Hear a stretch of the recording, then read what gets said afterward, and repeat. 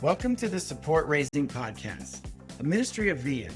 We are excited to bring you the best leaders and practitioners in these three areas: spiritually healthy, vision-driven, and fully funded.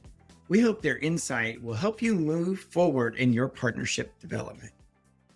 Today, as our special guest, which I am filled with anticipation to hear what great insights he has to share with us and a little bit of the history of the God Ask, is Steve Shadrach, the founder of Via Generosity, formerly Support Raising Solutions, and the founder of VIA, formerly the Center for Mission Mobilization, which is the parent ministry of Via Generosity. Steve has trained thousands of Christian workers from over 1,200 organizations around the world on how to raise their support, as well as authored the God Ask. Steve currently serves as the global ambassador for VIA. He and his wife, Carol, reside in Fayetteville, Arkansas, and they are blessed with 5 grown children and 9 grandchildren. Thanks so much, Steve, for joining us today. We're thrilled to have you on the podcast. Honored to be here, Mark. Thanks for inviting me. Man, what a privilege. And whenever I read that, I'm just amazed at the work God has done and how he's multiplied it and how meaningful and useful it's been to so many great commission workers, and what a freedom it's given them. And so kind of what we want to talk a little bit today, we have a series, and the series is the basics of support raising. And the topic we're going to work on today is the perspective of a God asker. And I think it's a really foundational part because perspective is sort of something we get to choose. It's not something that's forced on us, and perspective can really skew the way we look at things and impact the way we act. And I'd love for you to talk a little bit about how this kind of developed and then what you see it doing. So one of our first questions, Steve, would be, can you talk about, maybe you have an experience or an example that stands out in your mind where you were really keenly aware where someone's perspective impacted their support raising? You got a good anecdote for us there to kind of get us to think about how perspective impacts how we support raise? Well, gosh, there's so many people. I think it really applies to all of us. We have a shift, I think in my own life, Mark, I'm sure that I viewed it early on as begging. My dad viewed it as begging. I had 2 different role models in college. One had the perspective, I could tell, a healthy perspective on support raising, and the other one really an unhealthy. And they were, it was a real poverty mentality, and they were afraid to ask, and it was a necessary evil. And so until I could have that shift in my own mind and kind of move from the necessary evil to an incredible privilege and opportunity, I was going to be stuck in my own rut. And so I had to kind of go against the grain of family members, a lot of our culture, just the idea of we Americans tend to be self-sufficient, pull yourself up by your bootstraps. We don't need anything from anybody. And so when I grew up, we had all of our own stuff. I mean, we had our own lawnmower, we had our own power washer, we dare not ask anything of any neighbor, so to build this self-sufficient fortress, was our kind of our goal. I could tell from my dad. And so I appreciate that, Dad. But, this idea of asking is a biblical concept. It's a good concept. Asking is good. We have not because we ask not. So I think some of those shifts in my own mind, in my own heart, kind of get out of the environment I was raised in, the American culture I was raised in, and somehow if I could have a more biblical perspective that support raising is good, asking is good. It's not a necessary evil. It's not just something that you would do because you're required to. But so if I could view it as a positive opportunity, that was a shift I know in my own experience. Yeah, absolutely. I mean, that's a great example. And there are some things that I experience as we train people globally now, and that idea of perception of asking is begging is kind of universal. Now we all have different takes on it, different countries. Um, how did how did that manifest? Like when you came up with that background, self sufficiency. Like when you went to do a couple of your first support raising meetings, what did that look like? What did it feel like? What did it sound like? I was so focused on the vision. I think that's one thing that our Mhm. listeners can take away today is instead of focused on the fear, we're afraid to be rejected. I think Mhm. that's the huge fear, is that somehow we will be rejected. That's why we don't share the gospel. We care more about us being rejected than Jesus being rejected. And so I think that I was so focused on accomplishing the vision that it didn't really matter how people responded to me. Oh, Yeah, I knew I was going to get some no's. But I would think I was so focused on sharing with them the vision and passion of reaching college students for Christ and inviting them to participate. At that stage of my life, I didn't have any fear of failure. Really, I today in my age, I have good days and bad days. But back then, it was full speed ahead because we're going to fulfill the Great Commission. And if you'd like to join in, if you'd like to, come aboard, come on. Um, and so I think that really impacts people. If they sense that you're stepping into that support appointment and there's fear and there's hesitancy and there's, I don't like to be rejected. And gosh, all these little, you know, seemingly insignificant, almost petty little, emotions and fears that are real, but they've covered us over. They've enslaved us almost. If we can break through all that and say, I'm going to focus on the person and purposes of mm, Jesus Christ, and I'm going to lay this vision and passion out there for this person, and then invite them, and then let God speak to them, let God do the work in yeah. them. But I'm going to lay it all out there and let God do with what He's going to do with it. But that if they sense that you're really controlled by vision and passion, Mhm. not insecurities, not fears, not all these other things that tend to rack us sometimes, but is purely vision and passion. I don't know. I think people are going to want to join your team. Well, yeah. I mean, Steve, you're absolutely right. I'm taking an organizational fundraising class right now, and one of the things they say is that you have to act like you're a person worthy of investment. Like the ministry you're Mhm. doing is so important that somebody sees that value and wants to contribute. And I love the other thing you said. I mean, it made me think about I was so captured by the vision of the ministry we were in. We did some youth ministry for 20 years that it Mhm. overrode my fears. I just knew kids needed to hear about the gospel, Yep. and Yep. I needed people to help me get there. And so it really did help me move through it. So I loved that what you said about that. I mean, that's really good stuff there, Steve. So thanks for saying that. Well, so as you kind of went through that process of raising your support, at what point did you find yourself discovering the God ask, or how did that come about when you kind of were able to articulate it, or was it just a thought in your mind that you're daydreaming one day and it popped in? Like what happened? How did you get to this point where you know were able to articulate like, oh, this is what I've been doing and this is significant?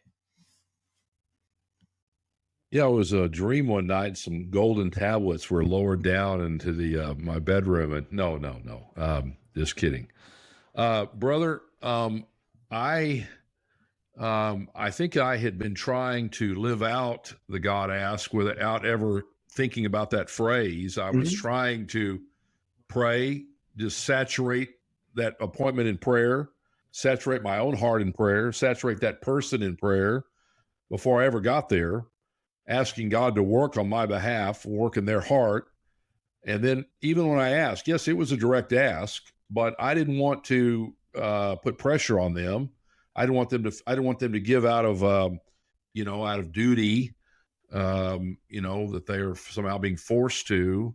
I wanted them really to hear from the Lord. So I think I was kind of trying to live out some of those principles of the God Mhm. ask before I ever heard that phrase. And so as I was writing this book, the God ask, maybe 11 or 12 years ago, we had a little contest. I think that we sent out a big email to our whole list and said, well, we got to name this book. Right now it's called Personal Support Raising. I mean, it was kind of a dry, dusty manual, I think, at the time, what it felt like. And so people, and we we're going to give $100 gift card or something to Starbucks or something if you give us the best name. Well, lo and behold, people started sending in these names. And a missionary friend, a longtime missionary friend in Kenya, Tom Stickney, he said, "Why don't you name it The God Ask?" And I thought that's strange. Are you sure? Do you have your words mixed around, Tom, somehow? No, no. And the way he explained it, and I do mention this in the book, he said, "Yeah, when I go into an appointment, I'm afraid, and what do I do with my Mm. fear? Well, I say, Lord, I'm going to go in there, and this is not a Tom ask. This is a God ask. I'm going to lay it out before them, but I'm trusting you that you will take what I'm sharing here and lay it on their heart, and that they will look to you, and that this triangle, there's three of us in this appointment here, not just two of us." And he took all the pressure off, he said. Mm. And I started thinking about that, Mark, that really there are three people in that appointment. It's you, the Christian worker. It's that person you're approaching, the potential donor. But don't leave the most important person of the three out, Yeah. because he is leading you, he is guiding you, he's speaking through you. And now on the other side of that triangle, you're hoping and asking and praying that God will lead that person and that they will seek the Lord. And gosh, what a great partnership when God brings two people together like that, that they're both looking to Him for leadership and guidance. And that's what I call a true partnership. And so I remember Googling that. This was, I'm showing my age here, but that's kind of when we first started saying, well, let's Google it. And so the God ask, I put that in quotes, it was nowhere to be found. I'm Mhm. telling you, I did not see one instance where the God ask was there. And I said, so at first it sounded strange to me. And then it sounded fascinating the more I thought about it. And then it became profound. Mhm. And so I don't know why God has used that little triangle illustration all over the world. It's not like it's anything, I think I flunked out of remedial math. It's not like I knew my geometry very well or something, the triangle concept. But it is powerful. It's very powerful. And so God has used it, and I'm thankful for it. But really I have to give credit to Tom Stickney. He was the one that actually came up with the name. So That's great job, Tom, wherever you are. If you're listening to yeah, this, hey, you hit us up. We'll get you some great via merchandise because you contributed mightily to the kingdom there with that great definitely, observation. definitely. Steve, I loved it. When we translate the book, they almost every language will come back to us and they'll say, "Yeah, we don't really talk like that." And then they'll say, "Now it's a little curious."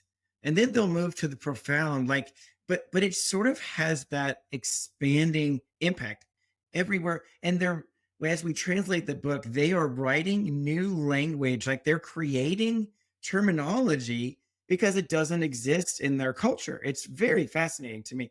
Um, but and I know a lot of the principles. I mean, you were like you said, you were living these out because you had studied and you studied scripture particularly thoroughly on some of these things. And so I'd love if you could give us a few minutes, like when you were studying, like you described, you learned some things about God's role from scripture in support raising. Is there anything that you think would be particularly helpful for our listeners as they understand the God ask?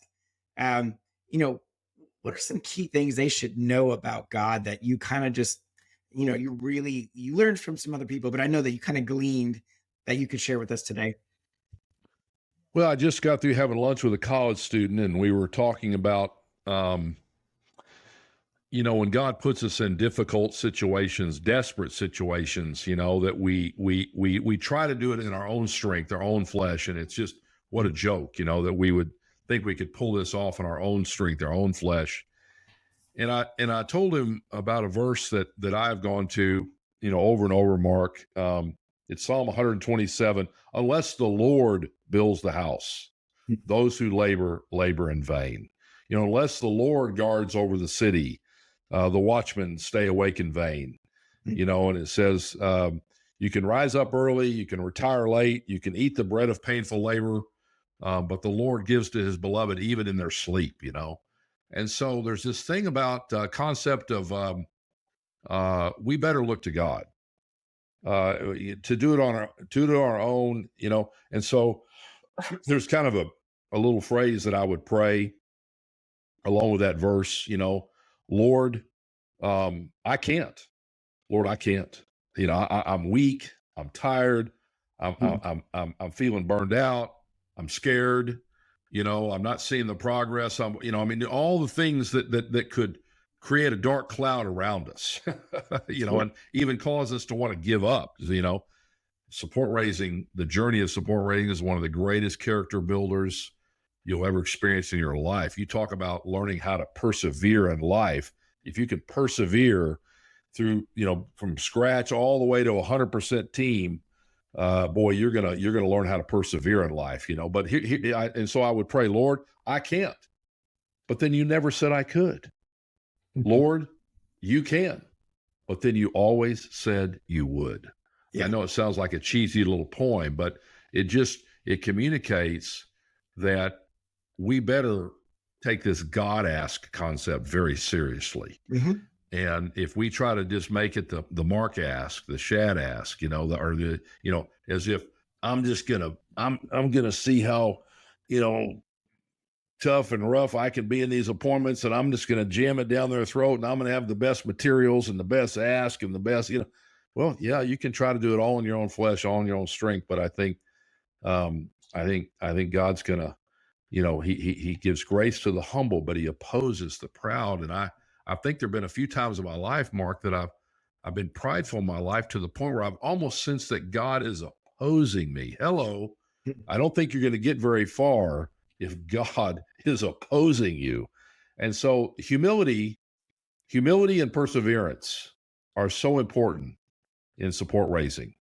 And I think that the character factor, we underestimate the role that character plays in starting and persevering and completing your support raising. The character, it comes out big time in support raising, like nothing I've hardly ever seen. Yeah. I mean, you got to see it. I think, as I heard you talk, I just was thinking about, when we strive for God's role in creation to be our own God, to make our own way, like we get crushed under the weight. Like we were never designed to be in that seat. And that's what happened that when we sinned, we put ourselves in that role and it crushes us unto death. Right. And then when we try to do it under our own power, we know ultimately we can't make this happen. And so to put God back in his proper place at the top of that pyramid is really important. And then the second thing you said, I thought that was really significant there, Steve, was we talk about spiritual health as our very first component before vision driven, before fully funded, but God's transformative work in you, the character, who you are. It's really hard to be in your proper role as related to God without that deepening character. And anyway, I just thought that those were really good highlights there. And you talked about this a little earlier. I thought we'd transition here, but how have you seen this model that Tom came up with and suggested? But how have you seen it impact both the fundraiser and the potential partner? Well, I'm not suggesting that our listeners, our support raisers today that are tuning in would draw out the God ask in each appointment. I'm not suggesting that. There may be an appropriate time and person. You don't want to portray yourself as the teacher and the person you're meeting with as the student, and sit down. Let me draw this out and explain these things Yeah, to yeah. you, you know. No, no, no, no. But there may be a time if this is a new concept for them, support raising, that may be an appropriate time to kind of draw that out. But um, I think in the appointment itself, I like to make the ask in the appointment, Mark. I think I'd say about half the people that you meet with have probably pretty much already made a decision by the time they get to that appointment. Yeah. Either yes or no, right? Mhm. um, but um, we have not because we ask not, and so I think many times we couch it saying, "Will you pray about joining my team?" Well, that's really a different question than "Will you join my team?" Yes, it is, isn't it? So I think our listeners today, those who are watching or listening, need to decide: do I want to, in that appointment? I worked hard, man. I've worked hard to get that appointment. I mean, I called and texted and rescheduled, and finally, have 45 minutes at Starbucks. Probably never again will I get this 45 minutes with this person. Well, don't don't kind of cop out and go, oh, I'm sure we'll have other opportunities. No, no, no, no. This may be the only 45 minutes you'll ever have with this person. And I'm not saying, be belligerent or try to cram something in that shouldn't be in, but I like to use that time. And of course, a face-to-face ask, we always have trained that is the best. And so I want to couch everything with God-asked language and principles, that I truly want them to go to the Lord and seek the Lord to say, is this ministry, am I in this ministry someone that God would want you to partner with? But I go ahead at the end of our time. Are there any questions at all that you have? And I pull out my levels of giving chart, and I want to get to campus in 43 days, and I still have $2,100 in support left, and here are the levels I'm asking people for. And brother, I don't even know what to ask you for. I've been thinking and praying about, and would you be open to coming on at one of these $150 a month levels, or gosh, maybe even one of these $300 a month levels? I'm wondering, could one of those work for you? And then at some point, I've got to zip the lip and trust God and trust that person, but it is their turn to talk. And so, I think different people make different decisions as to whether they're going to make that ask in the appointment or not. I just don't want fear to control me. Yeah. I don't want the reason I'm doing stuff or not doing stuff because of fear. That's not a good motive. That's not a good way to operate. Yeah. Oh, Steve, it's a solid gem for our listeners, and I really appreciate you leaning into that. And I think, as I really like the God ask for when I start to feel tension in a meeting where I feel like my potential partner is getting nervous or anxious about it. And I love for them, and almost every time this happens, and I don't use it only when things get a little awkward. And I want them to understand, like, they're engaging with the Lord. And if he says no to them, that's great.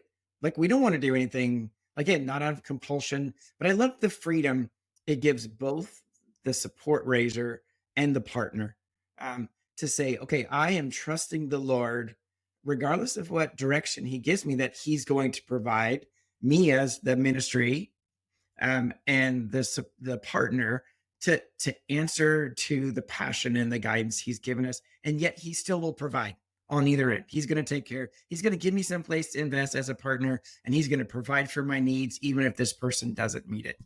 Um, Yeah. yeah. Well, Steve, as we start to kind of wrap up things here, um, what is there anything you would suggest, any further study that you might have our listeners do or work on, just as they kind of want to investigate this perspective a little bit more? Like, anything hmm come to mind that you would kind of have them work on so that they could kind of learn on their own about this and validate what we're saying? Well, I think all of us need to have some go-to verses. Okay. think about some key verses of scripture that you're going to need. And I just call them go-to verses because Mhm. you find yourself in all kinds of situations, Mhm. these discussions, these appointments, these, and what's your go-to verse when you're feeling pressure or you're feeling fear or, you're wondering if God's really going to come through and really deliver here, and all the emotions that we experience, all the fears that surround support raising. I've seen grown men who are, CEOs of large companies that have decided to go into ministry. And now they're going to raise their support, and this big, strong, bold executive type all of a sudden just kind of just melts into a little mound of jelly in a support appointment. There's something that just frightens the heebie-jeebies out of us. And so, what's your go-to verse? Sometimes I did a study on all the I wills, Mm. all the places in the scriptures that God, and especially Jesus, said, I will. Well, that's a promise. When Jesus said, I will, Yeah. those are the kind of go-to verses that you need to. One that I love here that's really in the front of the God ask here, that I put it here for a purpose, Mark, but in some ways it is the God ask. It's Psalm 138, verse 3. And it says, on the day I called, you answered me. Mm. You made me bold with strength in my soul. And so, gosh, if there's ever a time that we need some boldness, we need some strength, um, it's, in our personal support raising and those appointments, and not to give up, to keep persevering. So on the day I called,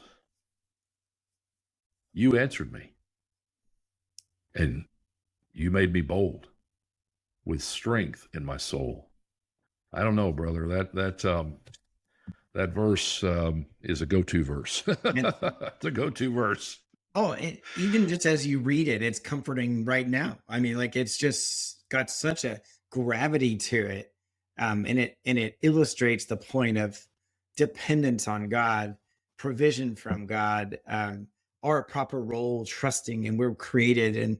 And yeah, I was thinking, Steve, as you were talking, I did a boot camp in Rwanda with some of our partners there, and we got to this stage where we were working on, is it biblical to ask for support? And um, one of the participants that was Rwandan said to the whole class, I just don't see anywhere in the Bible where it says we should ask. And I was like, oh, this is going to be interesting, because I'm in somebody else's country, and all of a sudden the other participants started to call out verses. You have not because you ask not. If anyone lacks wisdom, let him ask. Like they just kept going and going. And it was this really marvelous experience of seeing how scripture, like you just demonstrated, demonstrates that we are absolutely permitted to ask of God and also to ask of people who are made in his image. And it is such a privilege, but it changed the room. Like it was like a light bulb turned on for them, that asking is biblical and God tells us to do it.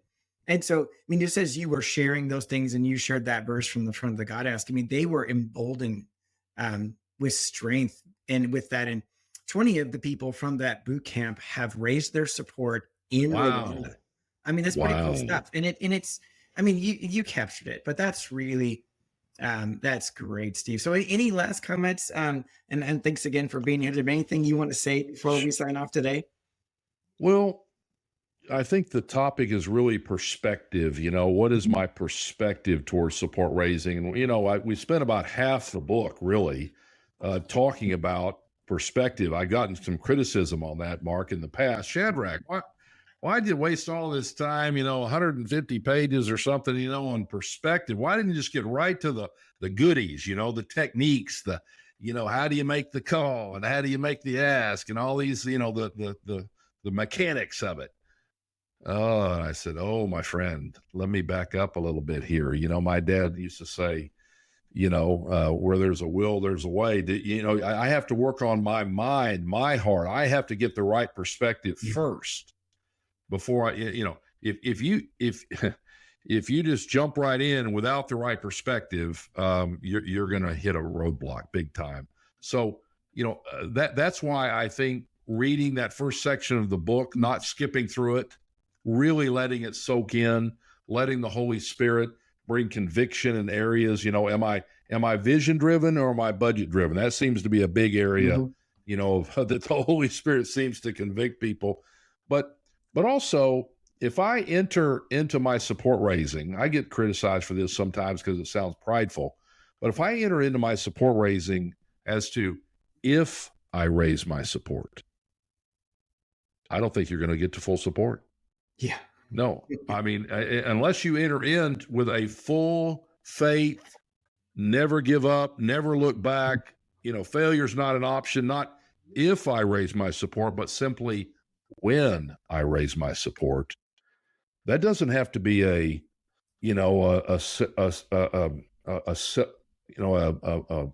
a human flesh, human strength kind of an Mhm. attitude. It can be, God, I'm going to hold on to you and I'm not going to let go until we are at 100%, you know. And so I think that kind of perspective, not if, no, no, please, no.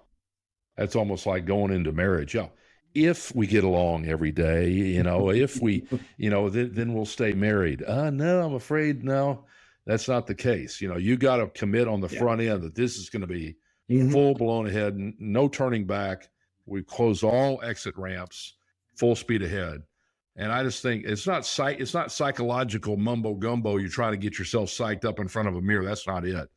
But just, am I going to trust God and hang on Mhm. and persevere through this whole process? There's no greater preparation for ministry. There's no greater prerequisite for ministry Hmm. than going through the whole process of raising your support.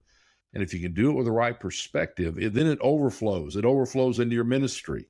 Yeah. That not if perspective, but when. It overflows into your marriage. It overflows into every area of life, really. So perspective is huge. It's the key. If you have the right perspective, you'll be successful in your support raising. If you don't, well, you're gonna have some real heartache, I think. Yeah. You're so right. And thank you, Steve, for that final word. And I was thinking, if you really work at seeing things the way God sees them, it really helps you, doesn't it? Because otherwise you're seeing it the way we do, and that's just not possible. And so we have to see it with God's perspective.